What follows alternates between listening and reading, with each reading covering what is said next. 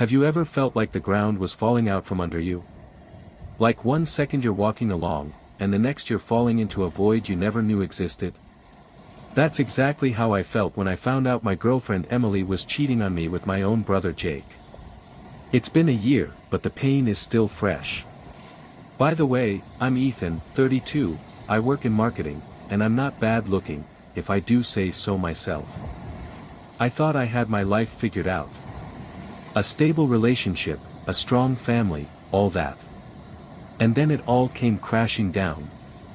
Emily and I had been together for 3 years. She was a woman who could light up a room's sharp mind, hazel eyes that seemed to see right through you, and a laugh that made you feel like you were the only person in the world. We met at a barbecue at a friend's house, bonded over our shared hatred of overcooked hamburgers, and just clicked. I thought we were a strong couple. I was even saving up for a ring, imagining a future with her. Jake, my older brother by 2 years, had always been the golden boy, charming, athletic, able to get himself out of any situation. As a kid, I idolized him, even when he teased me or stole my ideas. You know how it is between brothers. I never thought he would betray me like that. It all started with a feeling. Emily was acting strange, distant, on her phone all the time, changing the subject quickly when I asked her how her day was. I'm not the jealous type, but something was off. One evening, I picked up her phone to check the restaurant schedule and saw a message from Jake. No big deal, right? They got along well and always joked around at family dinners. But this wasn't a, haha, good one, kind of message. It was a heart emoji followed by, can't wait to see you tomorrow. My stomach twisted. I scrolled up, my hands shaking, and there it was, a whole string of flirty messages, plans to meet up, and, even worse, things that made it clear this wasn't news. They'd been going on for months. I didn't bother to figure out who they were. Not then. I couldn't. My brain seemed to shut down. I just sat there staring at her phone while she took a shower, unaware of anything. My girlfriend and my brother. The 2 people I trusted most in the world. I felt like a fool, but more than anything, I felt a cold, sharp anger growing inside me. I wasn't going to yell or hit them.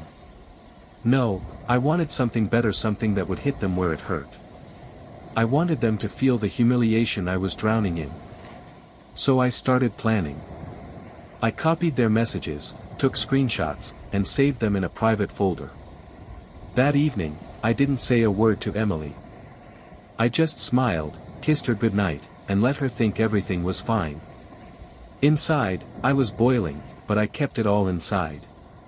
The next day, I started digging. I checked Emily's social media, her email when she left her laptop open, and even followed her once when she said she was meeting a friend. As expected, she went straight to Jake's apartment. I took photos, nothing too clear, but enough to show them together, laughing, with her arm around him. Every piece of evidence was like a knife in my heart, but at the same time, it fueled me. I wasn't going to let them get away with it. What's the worst betrayal you've ever experienced? Because this changed me. I wasn't just hurt, I stopped being a good guy. I was going to make them regret it, and I was going to do it my way. But first, I needed a plan that would tear them apart, and I wouldn't even raise my voice. I'm not proud of how obsessed I became, but when you're betrayed like that, it's like a switch flips. I couldn't eat, I couldn't focus on work. All I could think about was Emily and Jake laughing behind my back and thinking they were so smart. I wanted to go to them and scream until I was hoarse, but that would have been too easy. They would have played the victims, and I would have looked like an insane ex. No way. I decided to play the long game, to let them think they were safe while I pulled the strings. First, I had to act normal. That was the hardest part. Emily would come over, smile, tell me about her day as if nothing had happened. I nodded, laughed at her jokes, even held her hand, even though I knew she was lying to my face. Jake was harder. We had always been close, going out for beers or watching sports after work. Now, every time he slapped me on the shoulder or called me little brother, I wanted to push him away. But I didn't. I played my part, the dumb, trusting Ethan, oblivious as always. I kept gathering evidence. I'm no tech genius, but I'm pretty good with computers. I found an app that could display notifications from Emily's phone on my laptop when she was connected to my Wi-Fi. It sounds suspicious, I know, but when you're being betrayed, your moral principles become blurred. I saw every message, every call. Jake wasn't just secretly seeing Emily, he was bragging about it. He sent her memes about keeping secrets, and she responded with winking emojis. It made me sick, but I became more observant. I started noticing patterns like, they would meet up when I was at work or when Jake said he was out of town on business. Then I had an idea. If I wanted their relationship to fall apart, I had to make it fall apart on its own. No yelling, no accusations, just a little push to let their own flaws do the work. Jake had always been a womanizer, the kind of guy who couldn't keep his hands off women. I decided he wasn't just secretly seeing Emily. So I did a little investigating. I created a fake profile on a dating app using a photo of some random guy and started browsing through profiles. As expected, Jake's profile popped up.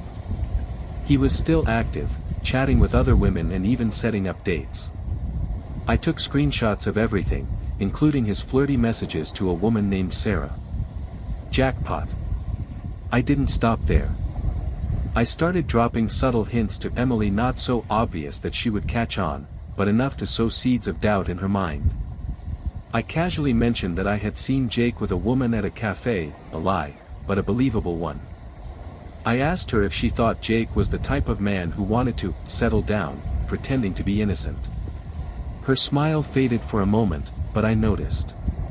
She started to wonder. I also made sure Jake heard the conversations. I talked about how Emily was so busy lately, or how she was always texting someone new. I wanted them to become suspicious, to start doubting each other. It worked, but it wasn't enough. I needed something more, something that would expose them both and leave them with nothing. The annual family celebration was approaching, a big event where aunts, uncles, cousins, and the whole family would gather. It was the perfect setting. All I had to do was figure out how to do it without looking like a villain. I had the evidence, I had planted the seeds of doubt, but how could I drop this bomb and walk away clean? By this point, I was in deep. My life had turned into a twisted game of chess, and I was playing both sides. Emily and Jake were still hiding, thinking they were untouchable, but I could see the cracks appearing. Emily had become more abrupt, checking her phone less often in my presence, as if trying to prove something. Jake was also more nervous, always changing the subject when I mentioned Emily. They were guilty and they knew it. All I had to do was tighten the screws. My plan depended on two things: making Emily think Jake was cheating on her and making sure their affair became public knowledge in a way that would humiliate them. The dating app turned out to be a gold mine. Jake was still texting Sarah, arranging a date for the same weekend as our family gathering. I saved all the messages and all the photos he sent her. The guy had no shame telling Sarah she was special, while planning to bring Emily to the gathering as a happy family man. I decided that Sarah was my key to success. I wrote to Sarah from my fake profile, introducing myself as Jake's friend who had heard something. I didn't say outright that he was cheating, just hinted that he had someone else and that he might be playing games with her. I sent her a couple of his messages to Emily, nothing too obvious, but enough to make her suspect something was wrong. Sarah took the bait quickly. She replied with a long rant about how she had a bad feeling about Jake, how he was always vague about his plans. I encouraged her, telling her she deserved better and suggesting she talk to him. I even accidentally mentioned that Jake would be at a big family event that weekend. I gave her the address of the venue, a community center we had rented. I didn't know if she would show up, but I was willing to bet on it. In the meantime, I worked on Emily. I started leaving my laptop open with tabs on, signs your partner is cheating, pretending to be concerned about some hypothetical friend. She would glance at them, her face tensing, but she didn't say anything. I also started talking about the gathering, saying how happy I was that everyone would be together, especially Jake and her. "It's going to be an unforgettable evening," I said, watching her get nervous. She thought I didn't suspect a thing, but I was laying the groundwork. There was a week left before the gathering, and I needed one more element to make everything perfect. I put together a slideshow for the event: family photos, old memories, the usual sentimental stuff. But I added a few extra elements: screenshots of Jake and Emily's messages, blurred enough to be deniable if anyone asked, but clear enough to raise suspicion. I also included a photo of Jake with Sarah that I took from her dating site profile and edited to look like a candid snapshot. The slideshow would play on a loop during the gathering, and I made sure it was set to start at the right time. I felt like a villain in a movie, planning every detail, but I didn't care. They had caused me pain I never thought possible, and I wasn't going to let them get away with it. The night before the meeting, I couldn't sleep. I kept imagining their faces when everything came crashing down. Would they try to deny everything? Would they blame each other? I didn't know, but I was ready to find out. All I had to do was light the match and watch the fire burn.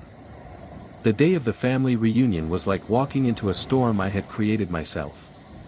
The community center was bustling with life: cousins chasing kids, aunts gossiping over potato salad, my parents beaming as they greeted everyone. Emily was there, looking perfect as always in her blue dress, laughing with my mom as if she were part of the family. Jake was late, as usual, walking in with his usual confident stride, shaking hands and cracking jokes. I played my part, smiling, helping with the preparations, acting as if nothing had happened. Inside, I was like a live wire, waiting for the moment when everything would come crashing down. The slideshow was my first move. I set it up on the big screen in the main hall, and it showed old family photos in a loop: Jake and me as kids, on vacation, at parties. Everyone was admiring them, feeling nostalgic. Then the special slides appeared. First, a blurry screenshot of Jake's message to Emily: "Miss you already, babe." The room fell silent for a second, then people started whispering, glancing at me, then at them. Emily's face froze, her eyes darting to Jake. He waved it off, saying it was a joke, but his voice was tense. Then a photo of Jake and Sarah appeared, looking cozy. My cousin Rachel leaned over to me and whispered, "Who's that girl?" loud enough for half the room to hear. Emily's smile vanished. She grabbed Jake's arm and pulled him away, but before they could get far, the door flew open. Sarah stood there, alive and furious. I had never met her, but I recognized her from her profile picture. She walked straight up to Jake, completely ignoring everyone else. "You lied to me," she shouted, holding his phone with the messages in her hand. "Who is Emily? You said you were single." The room fell silent. My mom was speechless. My father looked like he was about to choke on his own drink. Jake stammered, trying to talk his way out of it, but Emily interrupted him with a trembling voice. "You're seeing someone else? Are you kidding me?" At that moment, she realized that Jake had been cheating on not only me, but her as well. She turned to me with wide eyes, as if expecting me to be as shocked as she was. I just shrugged, trying to look as calm as possible, and said, "Looks like we've both been fooled." At that moment, they realized I knew everything. Whispers filled the room.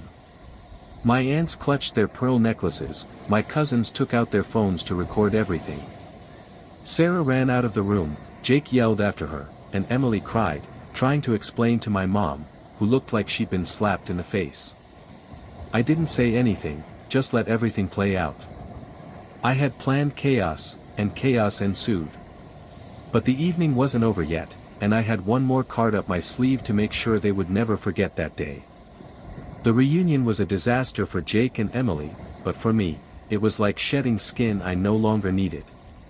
After Sarah's outburst, the family was in shock. My parents took me aside and asked what was going on, and I acted calm, simply saying that I had suspected something for a long time and decided to let the truth come out. I didn't need to throw punches or make a scene, the evidence did all the talking. Emily tried to talk to me, tears streaming down her face, saying it was a mistake, that she loved me. I just looked at her and said, "You made your choice." Jake didn't even look me in the eye. He left early, muttering something about needing some air. The next few days were a blur. Emily kept texting me, begging to meet up, but I ignored her. Jake called once, leaving a voicemail saying we needed to talk like brothers. I deleted it. But my family supported me. My mom was furious with Jake, saying she had raised him better than that. My dad, who was never emotional, just squeezed my shoulder and said, "You're better off this way." They didn't know I had set it all up, and I wasn't going to tell them. As far as they knew, I was the injured party, and that suited me just fine. Meanwhile, Emily and Jake's relationship fell apart. From what I heard from my cousins, Emily asked Jake about Sarah, and he admitted that he was seeing other women. She was devastated, but honestly, what did she expect? She had been seeing him behind my back. Did she think he was some kind of paragon of fidelity? They stopped talking, and Jake's reputation in the family took a nosedive.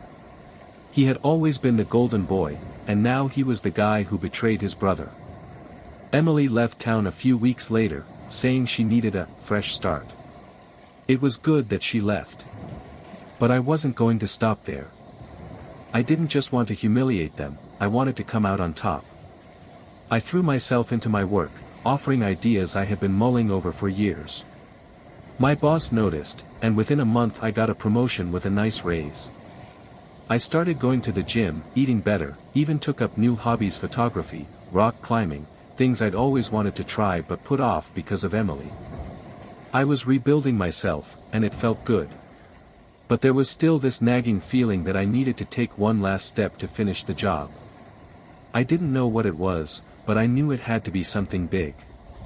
Months passed, and I was in a better place than I had ever been.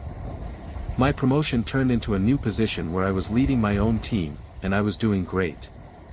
I bought a new apartment, stylish and modern, with a view that made me feel like I had finally achieved my goal. I started dating again, nothing serious, just enjoying meeting new people without feeling the weight of Emily's betrayal. My family was still quietly discussing a reunion, but I had moved on, at least that's what I wanted them to think. Jake, on the other hand, was going downhill. He lost his job. It turned out that his business trips were more like parties than closing deals, and his boss noticed. He tried to contact me several times, showing up at my place unannounced, looking like a beaten puppy. "We're brothers, Ethan," he would say, as if that erased everything. I just nodded, acted polite, and sent him away. I didn't need to yell or argue, it was enough to see him fall apart. Emily sent me a long letter at Christmas, apologizing again, saying she had grown up and hoped we could be friends. I didn't respond. I heard she was now working at some dead-end job and living in a cramped apartment with a hateful roommate. Part of me felt a pang of compassion, but then I remembered her messages to Jake, her lies, and the compassion disappeared. I decided to throw a party at my new apartment, a housewarming, but also a statement. I invited the whole family, even Jake, because I wanted him to see what I had built without him. The evening was perfect: good music, great food, everyone laughing and toasting my success. Jake showed up, looking out of place in his wrinkled jacket, and I could see he was hurting. My cousins surrounded me, telling me how proud they were of me, while Jake stood in the corner, drinking beer. I didn't rub it in his face, I didn't need to. The contrast was obvious. But I had one more thing to do to finally close this chapter. I had an idea that would cement my victory and leave no doubt about who came out on top. It was risky, but if it worked, it would be worth it. I was working on a side project, a marketing campaign for a local charity I was involved with. It was a big event with billboards, TV commercials, and everything else. I put all my energy into it, and it was gaining momentum. The launch event was approaching, and I made sure it was public, with invited media and a large crowd. I also made sure Jake and Emily got invitations not directly from me, but through mutual friends. I wanted them there, in the spotlight, to see what I had become. The event was held in the city center, in a glass building with bright lights and packed with people. I was in my element, shaking hands, giving interviews, feeling on top of the world. The campaign was a success, donations were pouring in, and my name was everywhere. Jake showed up looking like he hadn't shaved in weeks. Emily was there too, standing awkwardly at the bar and avoiding my gaze. I didn't go over to them. I didn't need to. During my speech, I thanked my family for their support and paused to look at Jake. I didn't call him out, I just let the moment pass. The crowd applauded, and I saw him cringe. Afterwards, people came up to me to congratulate me, while Jake and Emily walked away. Later, I found out that they left separately, without even speaking to each other. That night, as I drove home, I felt something I hadn't felt in a long time: peace. I no longer needed to shout, fight, or prove anything. I took their betrayal, turned it into fuel, and built something better than they could ever imagine. They lost each other, their reputation, their support. I got everything. And the best part? I did it all without raising my voice. Sometimes the best revenge is simply to live better than those who tried to break you. But I can't shake one question: did I go too far, or was it exactly what they deserved?